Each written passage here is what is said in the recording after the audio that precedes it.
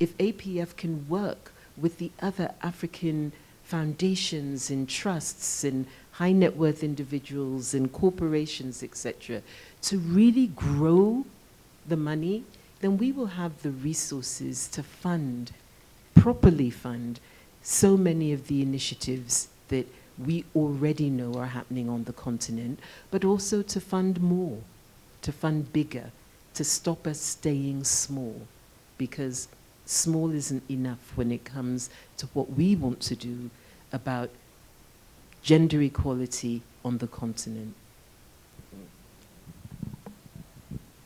Thanks, Cici, and thanks, Theo. Hi, I'm Olivia. I have the job of actually sharing a bit here around what co-impact is, because a number of you have come up to me and said, so what actually is co-impact? So I'll share a bit of the history, which is really, it was born out of the idea that philanthropy can do exactly what Theo and Cici were just talking about, which is that there's so much more that philanthropy can do to see a more just world. And that is something that is the fundamental of what, of both how co-impact started and something that we kind of keep core to what it is. What we actually do is we bring funders together from around the world to support efforts that are about driving systems change, and especially about really ensuring that we have more just and inclusive systems. We were founded back in 2017 with our first fund, where we, and we can share more about that as well, and one of our partners is here from that first fund. And then we launched what is the Gender Fund earlier this year with the idea of seeing more just and inclusive systems in the areas of education, health, and economic opportunity, of promoting women's leadership at all levels, from the community, household, all the way through to the highest institutions, and to be addressing harmful gender norms. And it's all about advancing gender equality and women's leadership. And our teams, and the work is in Africa, Asia, and Latin America.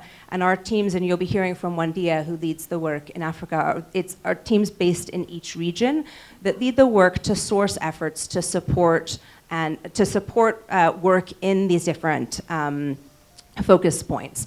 And something that's core to everything that we do is what actually does it take to support systems change. And so I think we can talk a lot in these things about what we're trying to see, but actually it's the how that is what's so important. And so one of the main things that I think we heard about yesterday as well is it needs to be in the vision of the partners. And when I say the partners, it's those that are actually driving the work. So not in the vision of the funders, not in the vision of, really it's about saying, what does it take to do this at the scale of the problem, and where we really can be providing. You talked about this point of the resources and making sure that we get more resources in. It's also about making sure that we resource each of the efforts with significant enough funding so that there's the possibility of the vision and the dream of what's actually what those that are really driving the change want to see.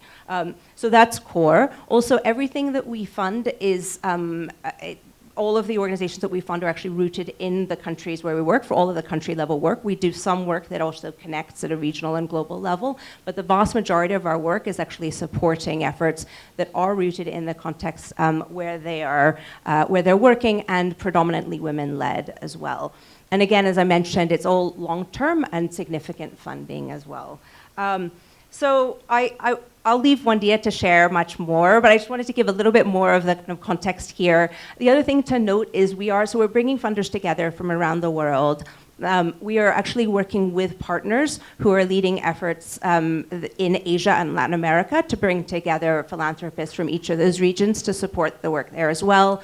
I am especially excited with the AGI about this point that there's so much more that's needed. So our hope as co-impact in terms of the role that we can play is that we hope that then this actually helps inspire so much more also beyond us with our partners. So it's that's needed. It's that hopefully this can leverage work that's also with co-impact, but then also way beyond that, and that we actually grow the pie of what's needed in terms of this work globally, because again, this is something where there's so much more that we can learn. So we're hoping that we'll learn together on this and look forward to listening to all of you. And with that, I am enormously excited to introduce you to Wandia. So with that, I will turn it over to you. And as I mentioned, Wandia leads the work in Africa and is an amazing colleague. So over to you, Wandia.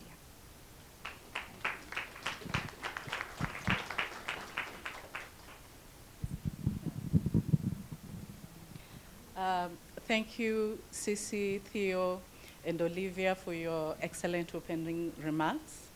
And welcome, everyone. We are very delighted to see you this morning. My name is Mary Wandia. I'm the Director for Africa with Core Impact. And I don't want to be lonely up here, so I want to invite Japa and Doreen to join me so that we can start a conversation. So as Doreen and Japa settle down, I think for us, and what really, first is to say that we've already discussed a lot from yesterday. And we have agreed that all the problems African women are facing is because systems and institutions are ineffective. The systems and institutions are not just. They discriminate against women and girls, and they are not inclusive. And so for me, what excites me about the Core Impact Gender Fund is that we start from there, that gender inequality is systemic, and that it needs a systems change approach. And also what excites me about the Gender Fund is that I know that African women are already a force and have been working on systems change for very many years. But with the Gender Fund, we have an opportunity to increase our solidarity and resources to African women's initiatives so that they can be able to have the change that they seek. What we are saying, addressing the problem at the scale of the problem. So that is what really excites me about the Core Impact Gender Fund and the potential it has in Africa, where we are able to join others who are also working on systems change to be able to accelerate the change that we want to seek.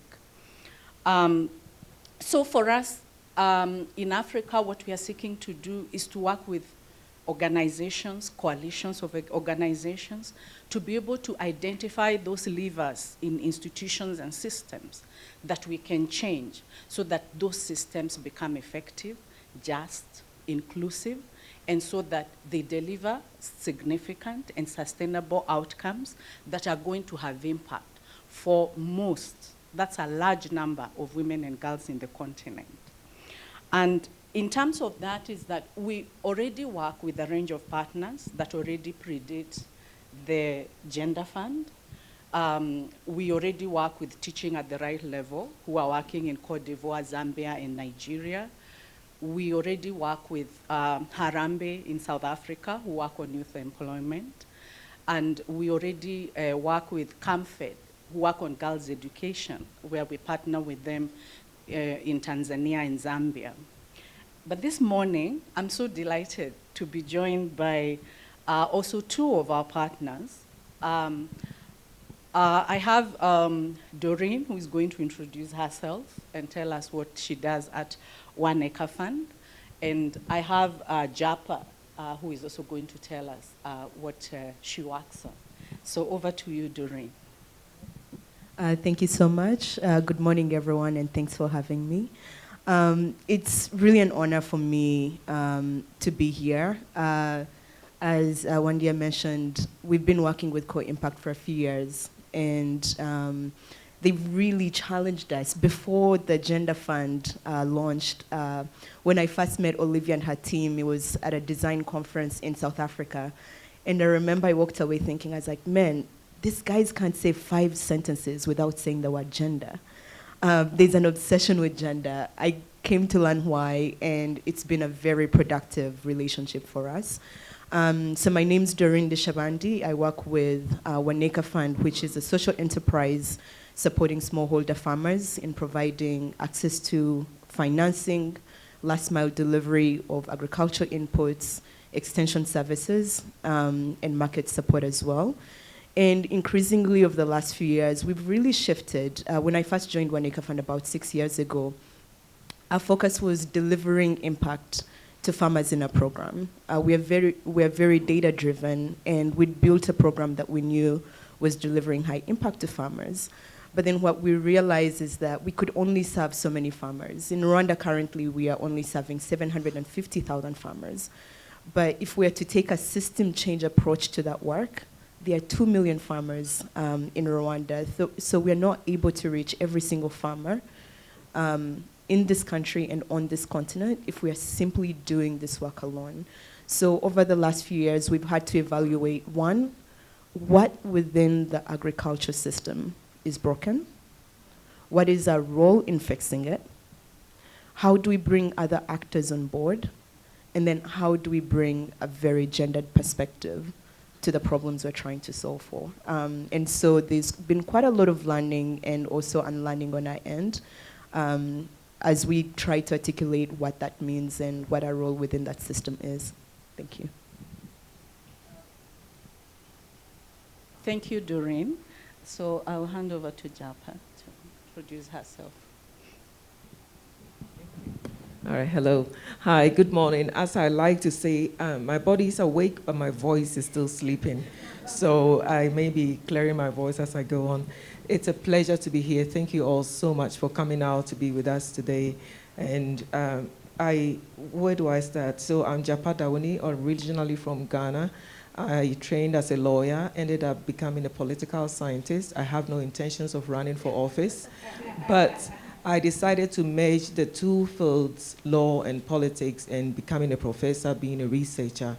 And I found out that I needed to go back to my first love, which is law, but I didn't want to practice. So I decided to research on women in law. And that's what got me into my research, doing more on women judges across Africa, and realizing that I couldn't find data. I couldn't find information. And I thought, why haven't people done this work? Who is going to write about this? And I looked at myself in the mirror and I said, it's you. So I got up, my first project, went to Ghana, did interviews, wrote my article. Next then a book comes out in 2016. And then that is how my journey started.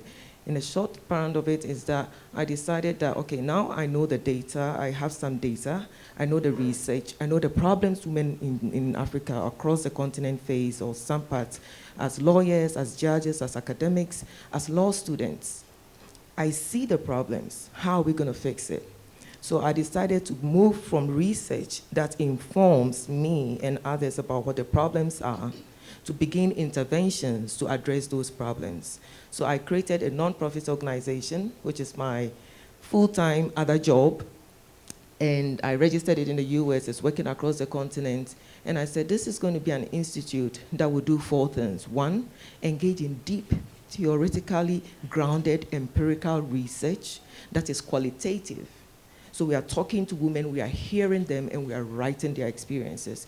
2, we're going to take the research to inform the programs that need to be done, the training, the interventions, the capacity building. And 3, we are also going to build the next generation. So we're not just looking at the problems now, we're going to also engage in mentoring. And then the last pillar is advocacy. We are going to go and advocate for women's rights in law. And so we do that through our awareness programs and getting more women into leadership at the national level and international level. So that's what the Institute for African Women in Law is in a nutshell. Thank you, Japa. Coming back to you, Doreen, One Acre Fund, you are a well-known success story. And I'm very keen to have you elaborate what is different about your approach since partnering with Co-Impact. So much has changed, and in the best ways possible. So when we first partnered with Co-Impact in 2020, we were already doing the work. And again, I shared some of these numbers yesterday. We know that women farmers yield 15 to 25% less than men per acre. They're receiving 20% less financing, 20% less extension services. They're tilling very unproductive land, poor quality soil. The issues are I mean, we've had all the issues around land rights, and you can go on and on and on. And we've designed a program that we believe was actually addressing some of those structure barriers for women. But when we met Co-Impact, they really pushed us in understanding, taking a systems change view to this work, and then disaggregating the assumptions we're making around the experiences of women. So we actually brought in someone external, an external firm, to run a gender audit of our program.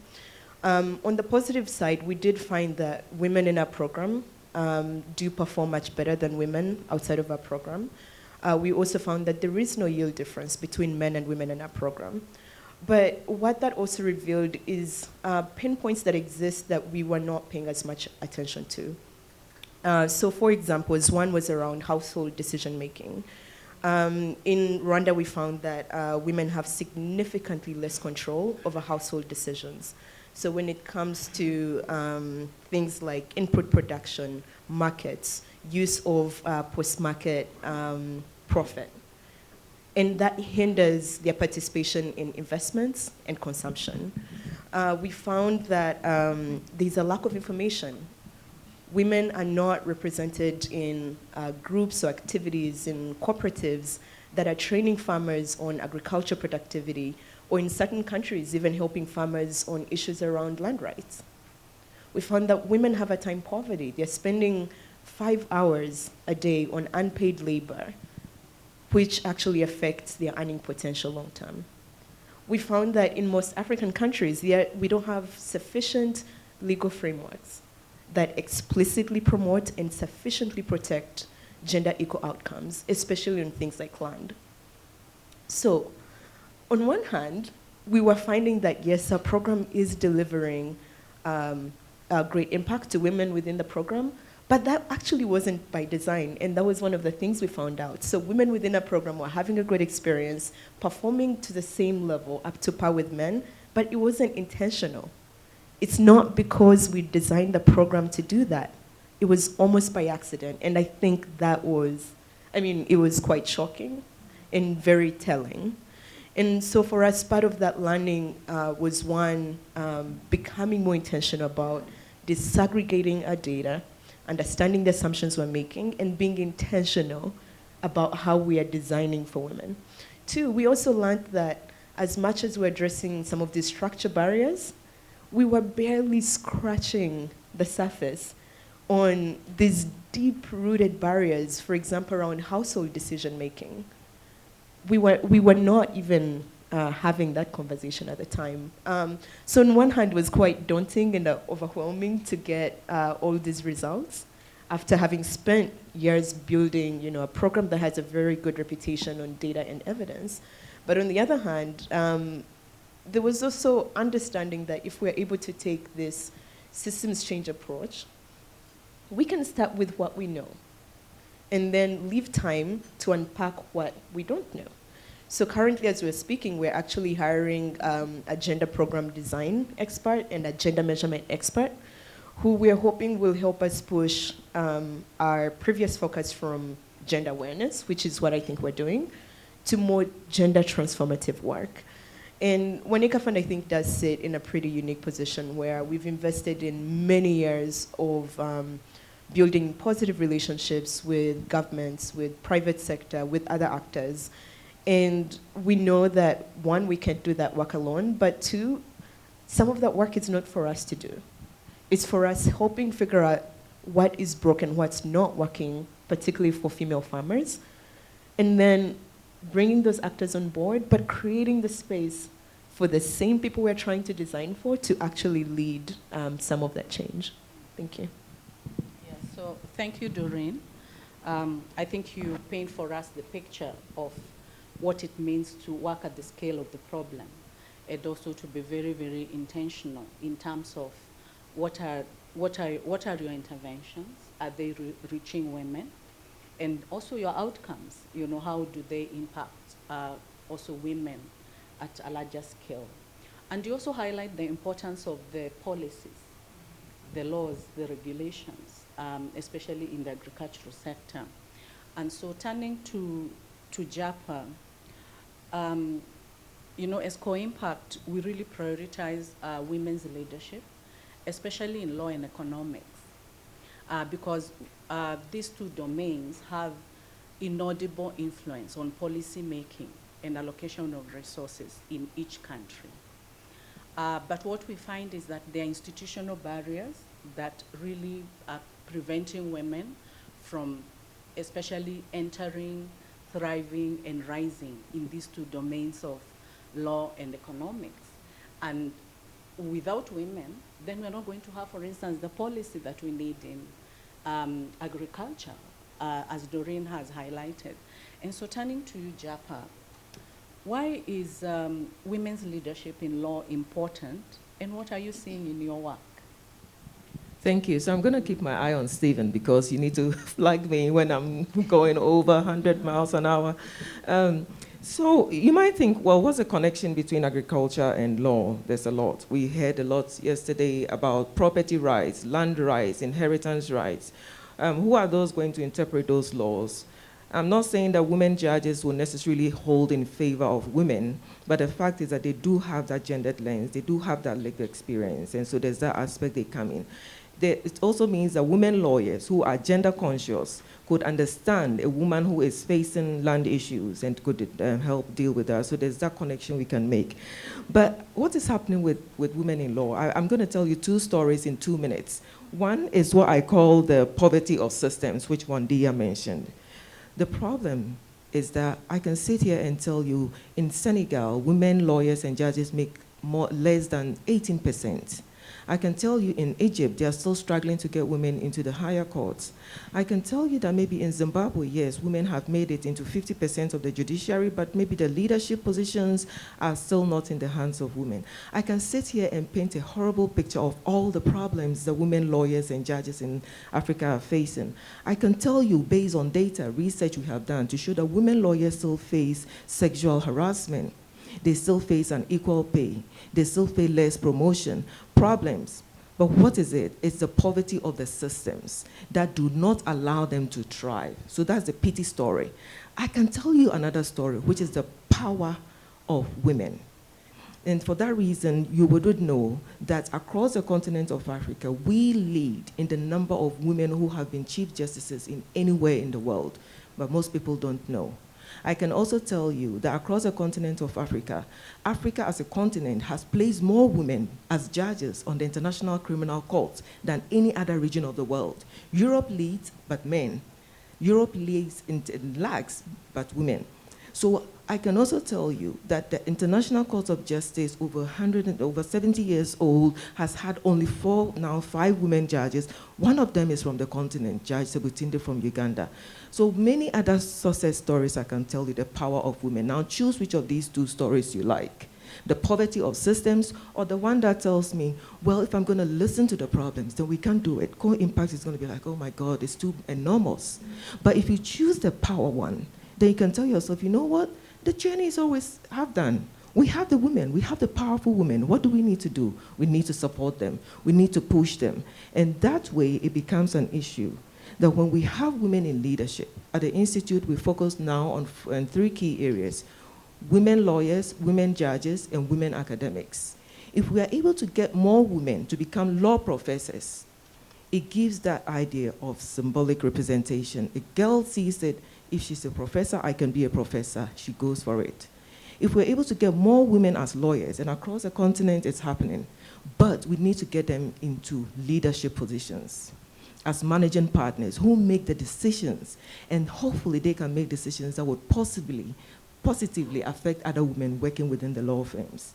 If we're able to get more women into leadership positions in the judiciary, they can make decisions that affect not only the judiciary as an institution, but decisions that would say that when women come to the court and they have faced sexual violence or they are dealing with issues of land rights, that we have to apply a gendered lens in the ways in which we deal with them in the courtroom.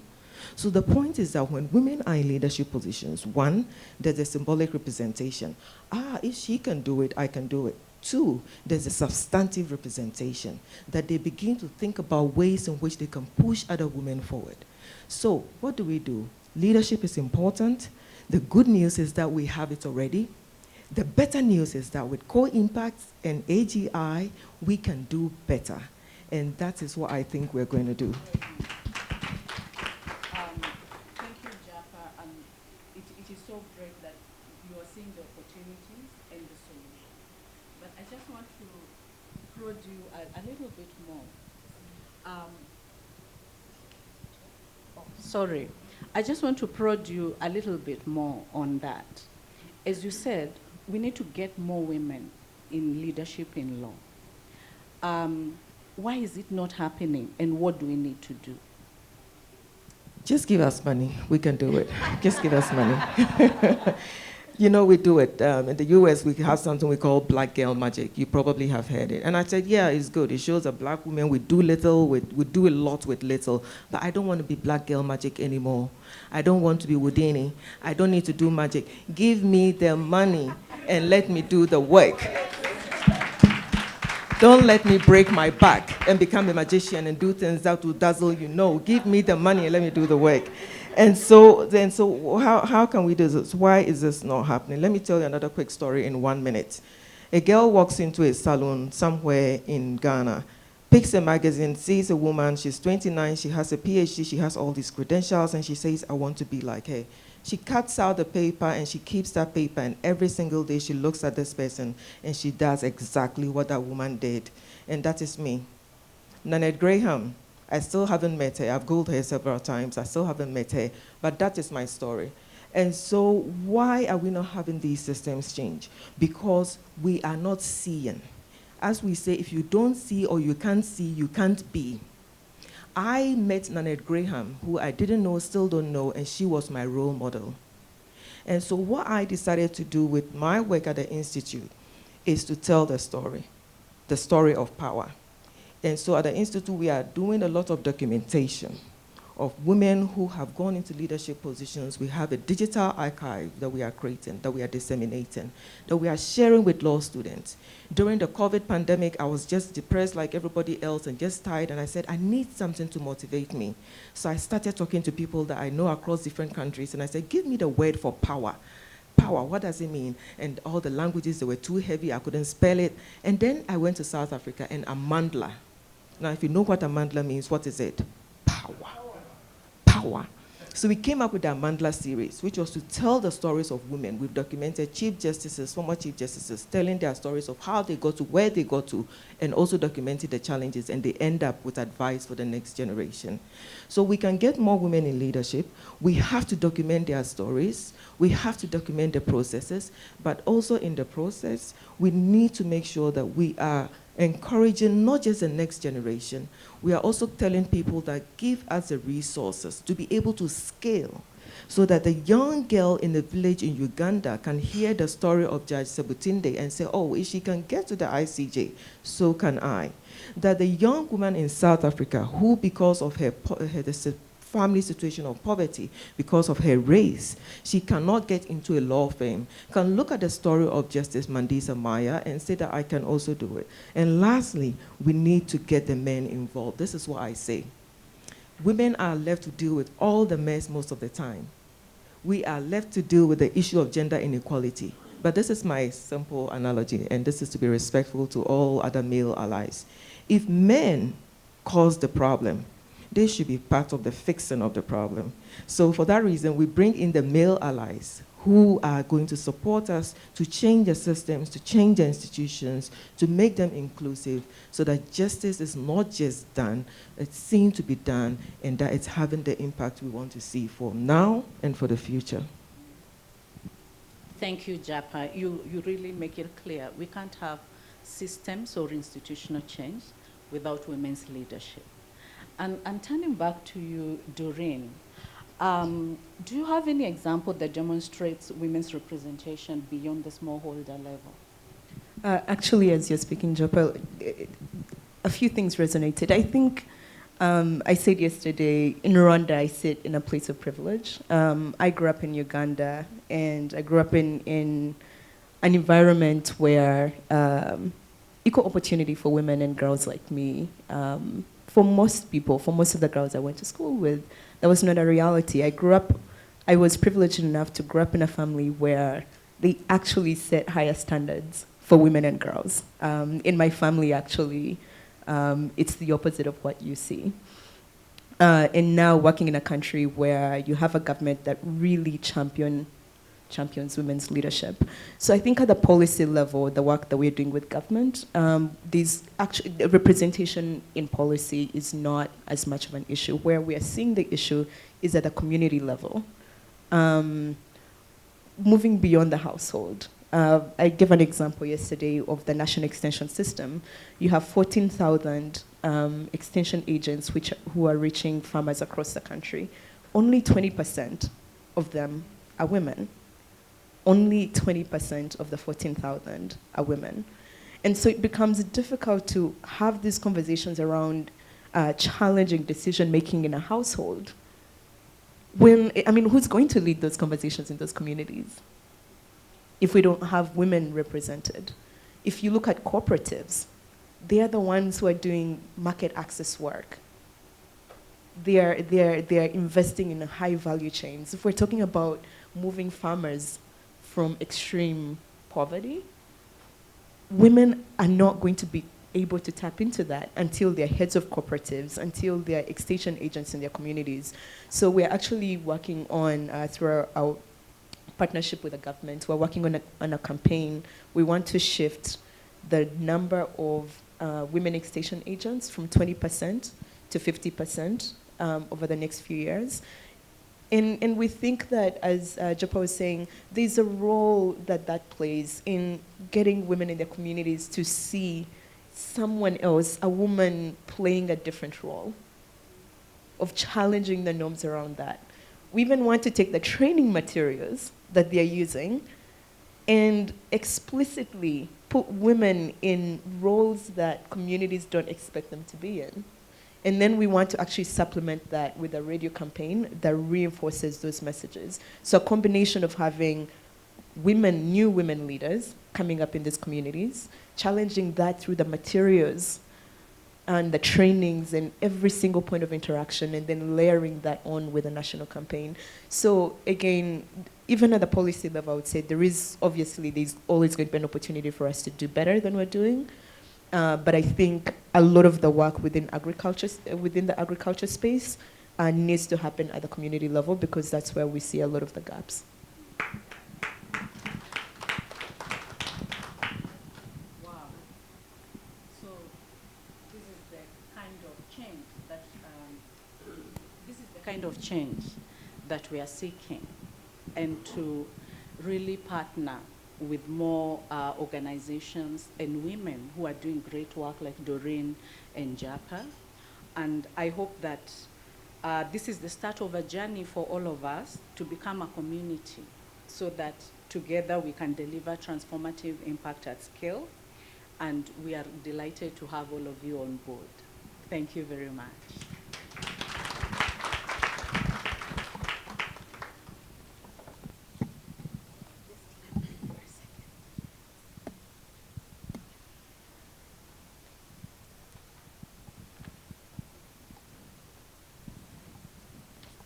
Thank you so much, Wandia, Jarpa, and Doreen. So before we hear from our funding partners about what excites them about coming together, I just wanted to come in and say that in thinking about how to frame the Gender Fund and the work that we're doing in Africa, there was a consultation process where people like Theo Soa helped us to think through our approach in Africa. So we listened to a lot of African advisors as well, beyond that. And also Mrs. Tsitsi Masiva has been a very important voice for us at Co-Impact in helping us think through how do we want to work with Africa, in Africa, on this gender fund. Hence, the Africa Gender Initiative came together. So there's a report on that, and we can point you to it when you get in touch with us through the sign-up sheet. And next up, I'll have Louis come up to call our funding partners to say something briefly. Thank you, Azania. Thank you. Good morning, everyone. My name is Louis Charema, and I am with the Africa Gender Initiative. Shortly, I will be calling up to speak some of our funding partners to come up and tell us some of the reasons why they're excited to be a part of this initiative. This is a group of people, a group of organizations actually quite close to my heart, as they've been a great part of this journey. But before I do that, if I could maybe signpost and say, I think there's been a lot of information shared this morning, and there'll be a lot more shared, and conscious that there's probably a lot more to be shared. So I'd like to encourage you, please, to just complete the contact sheets on the table, because we're keen to follow up with yourselves beyond this and share some of that information. And whilst we're here at the conference, I'll just take this opportunity to say, please, if you have any further questions, speak to anyone you've seen come up here, but particularly come and speak to myself. I'm going to ask my colleague, Kundai, where are you? Just please stand and wave. If you have any questions, and Stephen, please stand and wave. Thank you very much. If you have any questions to do with the Africa Gender Initiative, whilst we're here, we are on hand to speak with you and discuss that further. Thank you very much. Without further ado, I'd like to first of all call upon Mrs. Maida Mapondera, who will come up and just spend 2 minutes telling us some of the reasons why she's excited.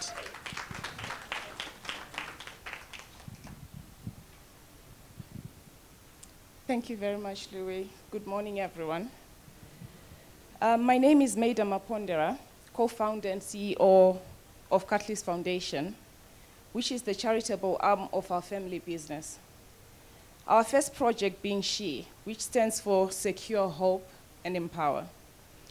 We're extremely excited to be part of the Gender Fund initiative and to be present here in flesh in Kigali and to meet and learn collaboratively with other like-minded philanthropists. Because our vision with SHE resonates with the Gender Fund initiative. And that is for every girl child to reach her full potential by obtaining these core values through our program and with us removing the barriers that they face when accessing an education. SHE started with paying fees for girls, but we quickly realized and learned that just paying fees was not enough. In particular, we noticed that there were many more barriers to access education and the success of a girl child, and hence we stepped in to remove them, evolving our program to become more holistic.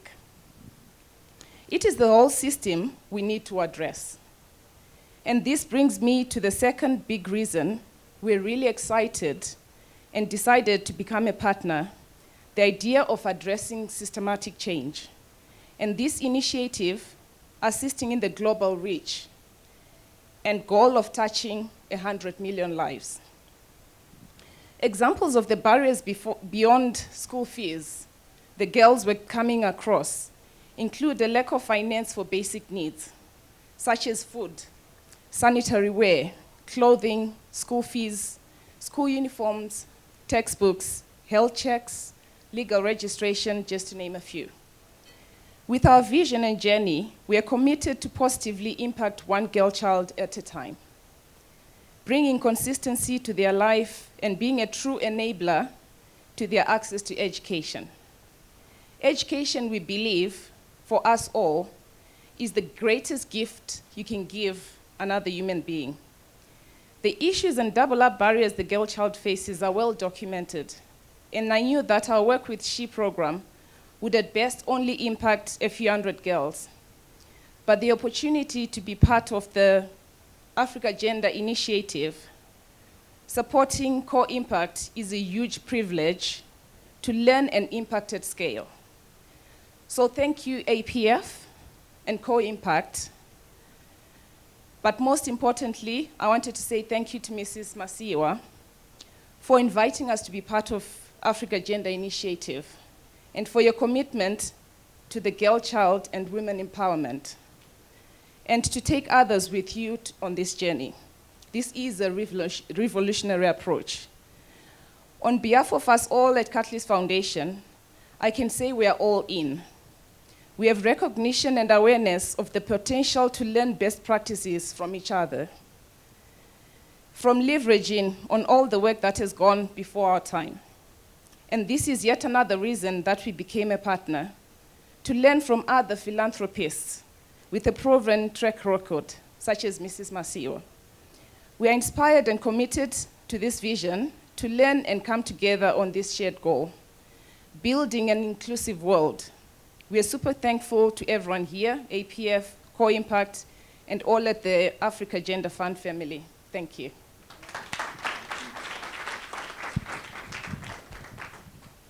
Brilliantly done. I don't think I need to add any more to that. I'm now going to invite our next speaker, Nicola Gallenbig.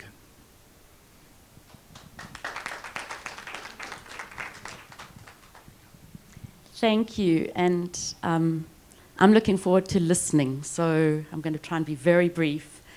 So we at Yellowwoods were brought into this process by Tsitsi, and really, I think, deeply supported the vision of the seat at the table, the skin in the game. We have had a very positive experience in South Africa with Co-Impact. They have supported several of our initiatives that we're also partners in. We completely see the value and the support and the incredible insights and incredible strengths that they bring, and of course, the incredible funding they can leverage. But what we absolutely understood is that there is a wall of money that is seeking the impact. But the solutions for that impact sit with us as Africans. The solutions sit with us.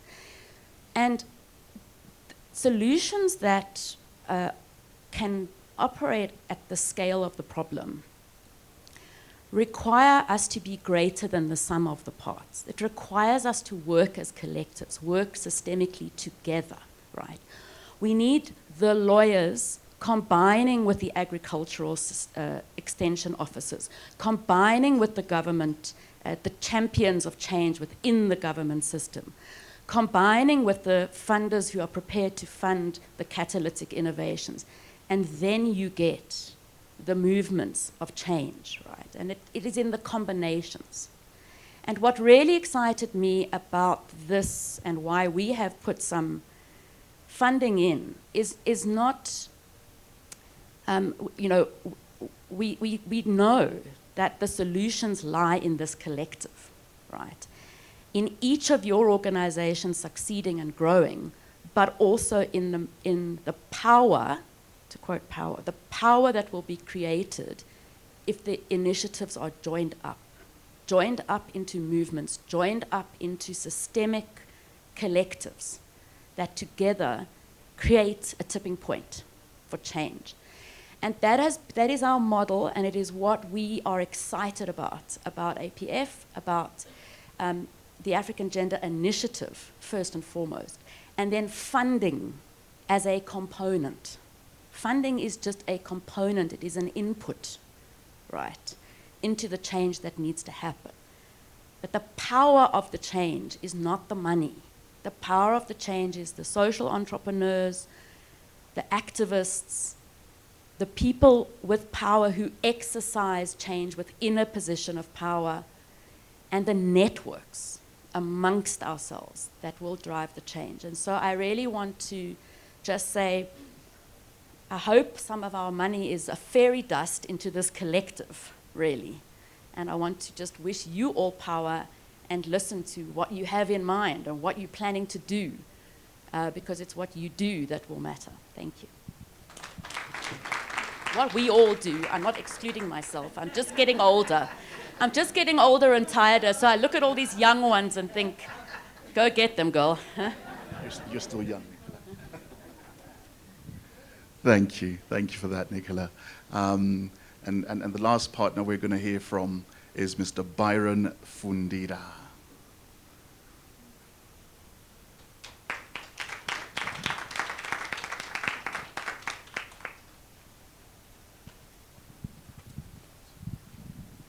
Good morning, all.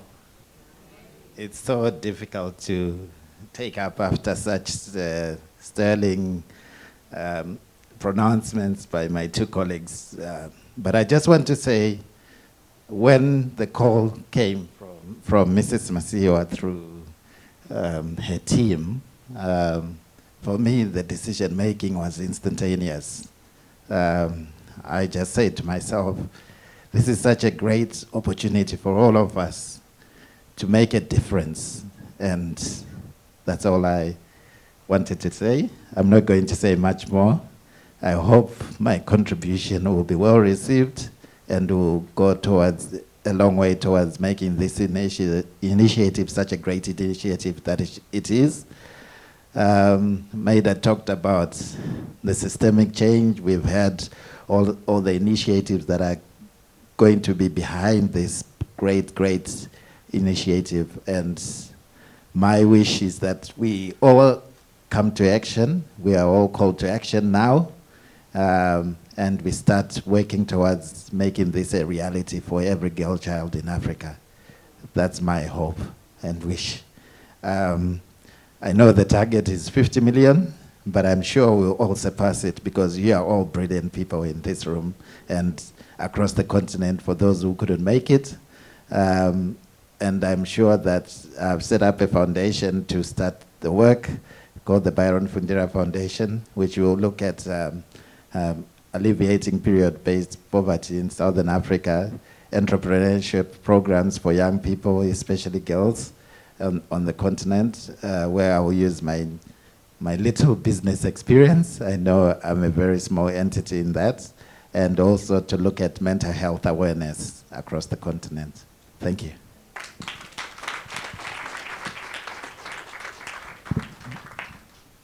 Thank you. I'd just like to say a very big thank you to all of our funding partners. And I think key to that, and for all of us to recognize that these are Africans, it is now our time. And I'm going to leave now and give the microphone back to Azania. But before I go, I'm going to pick a phrase that was used earlier and say, Amandla. Thank you so much, everyone. We promised time for Q&A, and let's try and just get a few questions before we close. So there's going to be a couple of mics available. There's going to be a couple of mics available for you to ask your questions, and we'll collect 2 or 3 questions. We're a bit late. You can also follow up with us later if there's more questions. We will do our best to also do that later.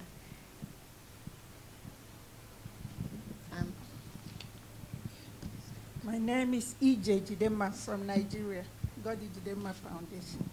It's been very exciting listening to our speakers who are operating at specialized fairs. It's quite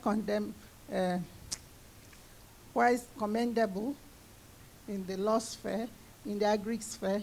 These are all quite commendable interventions. But I dare say that if we truly interrogate ourselves, I think the powers are in our hands, at least African women's hands. We are the ones that bring up the children, male and female. So what are we waiting for? The hand, as they say, that rocks the cradle, rules the world. It has to do with the socialization process. It's in our hands to socialize both the male and female, the way we would like to see. And if we get it right, then most of our work and task is done. Thank you very much.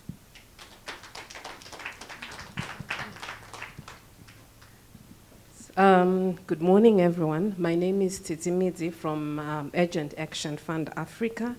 Urgent Action Fund Africa is a pan-African feminist organization. We've been programming in Africa for over 20 years, and our work supports women rights defenders across Africa.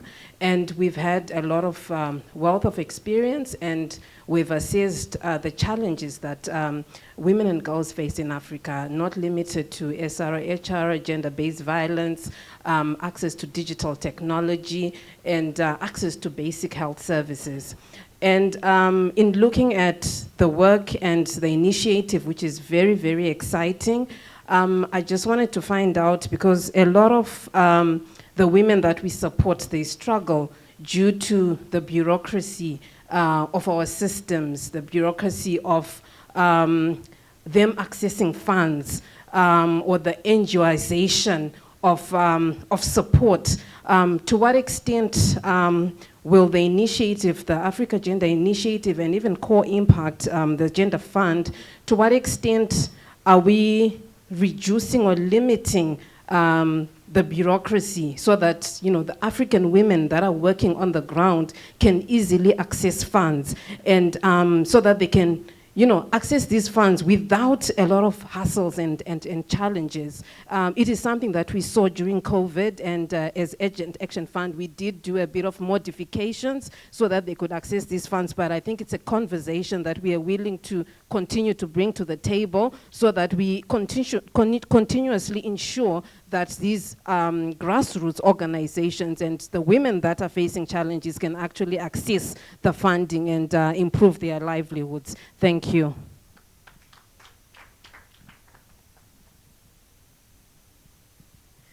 Okay. We'll just take 2 more questions, one here and one at the back. I'm really, really sorry we're tight for time. Sorry, my name is Vongai Nyahonje. So I think my question is, it's to the Africa Initiative, Gender Initiative and Core Impact, that what mechanisms will you have in place to make sure that you listen and learn to the people who will be beneficiaries to this funding? Because if we look at philanthropy in general, historically, like in the localization agenda, we've realized that the voices of locals have not been instrumental or key. So I think my question is, how do we ensure that we are listening and learning as we co-construct whatever that we are trying to do with this gender initiative? Thank you.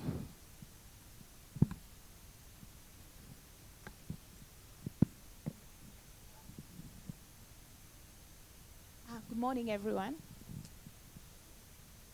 So I'm Caroline Wesonga Wangamati, representing the Coalition of Blood for Africa. But as I speak to the AGI, I want to reference a role I held for 5 years. Kenya has a system of counties, and I was the spouse to a leader for one of the counties. Those days I used to be called a first lady, but I'm too small for that now. My point is this: the problems that are in Africa are real. And when you sit in a position of leadership, especially a spouse of a leader like the way I was, you tend to go to the grassroots, and you tend to appreciate that the problems are real. And I was always disturbed when we sit in beautiful hotels, in beautiful locations, and we discuss the fate of people who barely have even the health and the dignity or the food that they need.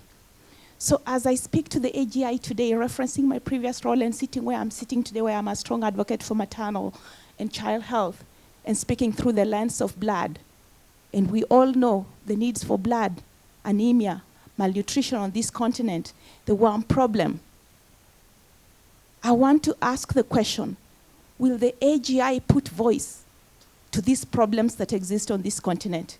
Will the AGI be willing to also take on the problems of those who don't even have the voice to sit with us here and speak about it?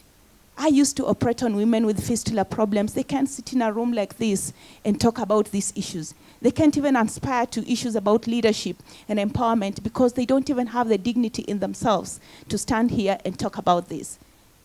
I want to ask the philanthropists in the room, can philanthropy put their voice behind some of these issues? I know that governments will eventually fund this, and governments have the way to reach the resources to fund the health systems. But can philanthropy not be so quiet about some of these things? Because I have worked with the African woman, I have worked with the Kenyan woman, and I can tell you, ladies and gentlemen in this room, we really need to go down and address the problem from the basics. Because without health, that woman has no dignity, and all the aspirations that we may have for her may never come to pass if we don't get to address that. So mine is more of an ask to the AGI, that can we also take up the advocacy? Can you also raise the voice of these issues that are silent, and issues that are very special to us as Africans, the African woman and the African child? Thank you very much.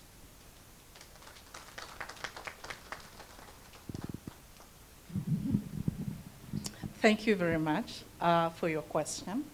I will answer them briefly, and we can discuss deeply later. Thank you so much. In terms of how to address the bureaucracy, Just to say that we're very conscious of that, and we are continuously learning, listening. Actually, one of our values is that we come in with a beginner's mindset. And so we are conscious of that. As most of you saw in our open call that we launched, we just needed people to just fill in a very brief concept note of just 5 pages to ensure that we are not asking people to work, on big documents. And only after you have been long listed, then you submit a detailed proposal, which not more than 15 pages. But we will continue to listen and to improve the processes to ensure that they are working for the people that we are seeking to serve. In terms of learning, as Annie already mentioned, we started setting up the Gender Fund by listening. The areas that we are working on are the areas we heard from all the people we spoke to. And that's why we prioritized health, education, economic opportunity, domains of law and economics, women's leadership, shifting social norms. And we keep on listening. What are other needs? For instance, I was just talking with Nicola yesterday. How do we support women who enter tech to be able also to thrive and rise in leadership in those positions? In terms of reaching the ground, just to encourage you that that's exactly what we mean when we say transforming systems. When we say that we want to transform systems to be able to have outcomes for more people, we mean everybody, including the minority groups and those at the ground. If I can give you an example, one of our earlier partners, Last Mile Health in Liberia, they are working to ensure that all people in Liberia access health, even those who cannot reach the hospital. And those are the kind of initiatives that we seek to support. And that initiative partners with the government to empower, tool the community health workers to be able to reach those people we say, those most left behind. And so we are very conscious about that, and that's why we are saying we need to partner with initiatives that address problems at the scale of the problem and have impact on the people that those systems are supposed to reach. Thank you very much. Thank you so much to our teams, Co-Impact, the APF teams, Delta Philanthropies. I know you've just seen them stand up, but this time is to say thank you. So please stand up so we can say thank you so much for all the work that you've done. Olivia's team, thank you very, very much. I know as we were talking, sometimes the conversation was talking to potential grantees who can access funding through Co-Impact. And sometimes we're talking to potential partners who can partner with us as Maida has done, as Fundira has done. So what we are looking to speak to is both groups. All of us who are part of the AGI cohort that is making contributions into the Africa Gender Fund, which eventually becomes part of the Gender Fund, which is the $1 billion fund. All of us, we do our own projects and programs elsewhere. We all have different foundations. But as Maida said, because of the compelling need and the size of the need and the power that we have to solve the problems, we said we will continue to fund our own work, but also find resources that we put towards the fund so that we multiply the impact, and also, most importantly, that Africans have skin in the game and we are at the table. I serve as the chairperson, co-chair of Co-Impact, the organization. So in that regard, I feel what I contribute and what I say, I'm putting my voice where my money is. So we want to speak to both. Now, you may be sitting here as a very important change maker. You may not have the ability to write that check, but you know friends, partners, leaders who we could have an additional conversation with. So please don't withhold those contacts from us. We would love you to reach out to our team members and give us those names. We will do the legwork. I have committed, I love the comment you made. She says, former First Lady. Once a First Lady, always a First Lady. Just claim the place. I love the comment you made that it's important for us to be true advocates, to really be true advocates and to go and speak out. And I said to myself, I'm about to reach 60.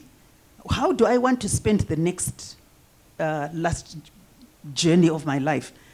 I have nothing to lose. I'm just going to say it as it is. And to go into those places of power where men primarily gather and speak about these issues. And most importantly, get them to sign the checks.